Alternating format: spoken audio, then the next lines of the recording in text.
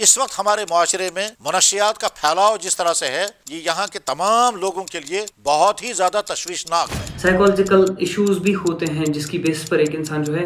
وہ سبسٹنسز کی طرف جا سکتا ہے۔ اس ڈرگس کو روکنے کے لیے اماموں کی بھی ذمہ داری ہے، ڈاکٹروں کی بھی ذمہ داری ہے، گھر والوں کی بھی ذمہ داری ہے، فرینڈ سرکل کی بھی ذمہ داری ہے، اور میڈیا سے جڑے جو ہمارے بھائی ہیں ان کی ذمہ داری بھی ہے کہ وہ اس طرح کے لوگوں کے حالات سامنے لائیں تاکہ اس کو دیکھ کر کے لوگ دور رہنے لگیں۔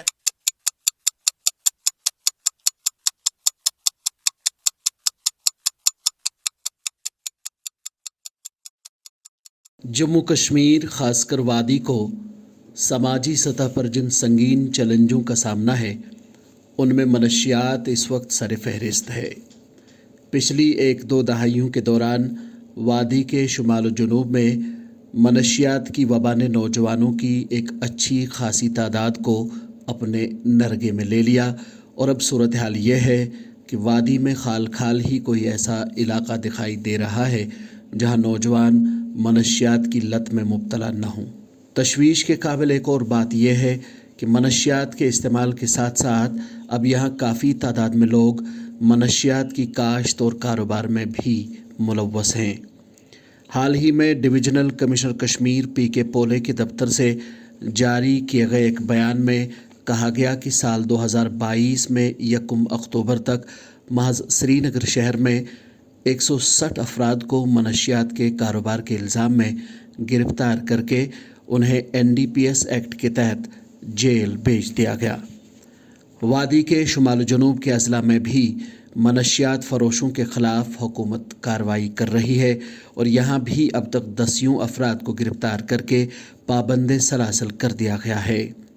اس دوران یہ بات بھی قابل ذکر ہے کہ حکومت کی جانب سے سخت اقدامات کے باوجود وادی میں منشیات کے استعمال اور کاروبار میں اضافہ ہو رہا ہے۔ حال ہی میں جاری کی گئی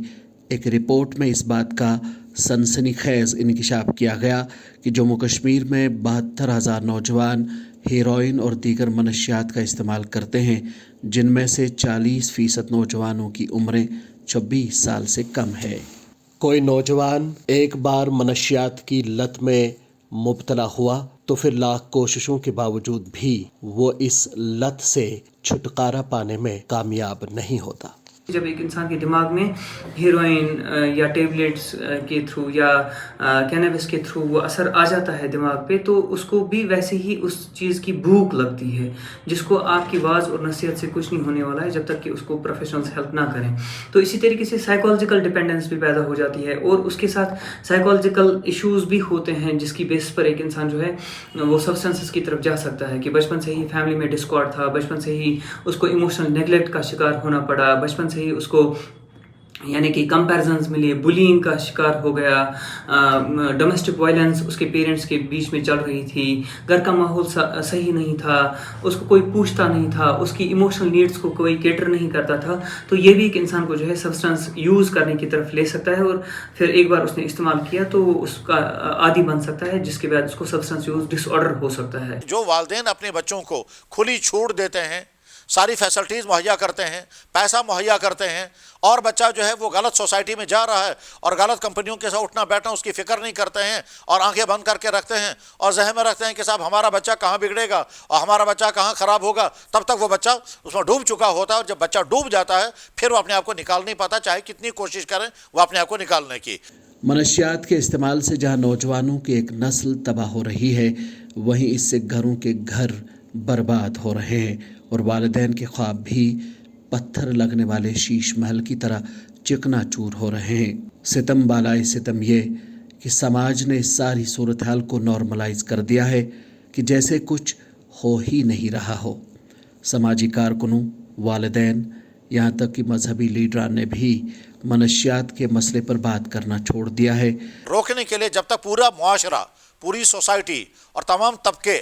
ذمہ داری کے ساتھ، خلوص کے ساتھ، انسانیت کے ہمدردی کے جذبے کے ساتھ جب تک اٹھیں گے نہیں، تب تک یہ وبا رکنے والی نہیں ہے۔ اہم ترین ذمہ داری یہاں کے اماموں کی ہے کہ وہ اپنے جمعوں کے خطاب میں،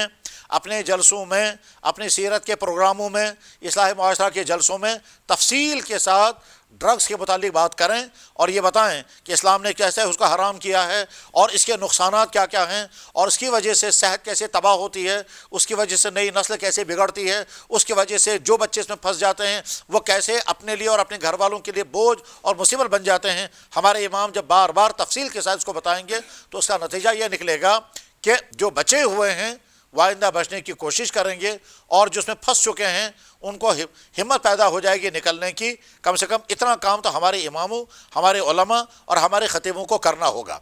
और जो हमारे भाई इसके फैलाने में लगे हुए हैं, चाहे भी कोई भी हो, बहरहाल वो इंसानियत के एतबार से बहुत सख्त मुजरिम हैं, चाहे वो किसी भी वजह से कर रहे हों। उनसे मिन्नतें की जाएं कि देखो अगर तुम किसी और के बच्चों को तबाह कर रहे हो उसके नतीजे में ख़ुद तुम्हारे बच्चे तबाह होंगे। मनशियात का नासूर हमारे समाज में हर गुज़रते दिन के साथ फैलता ही जा रहा है, और अगर सूरत हाल यही रही तो हम एक पूरी नौजवान नस्ल को तबाह होते हुए देखेंगे और कुछ करने से भी कासिर रहेंगे।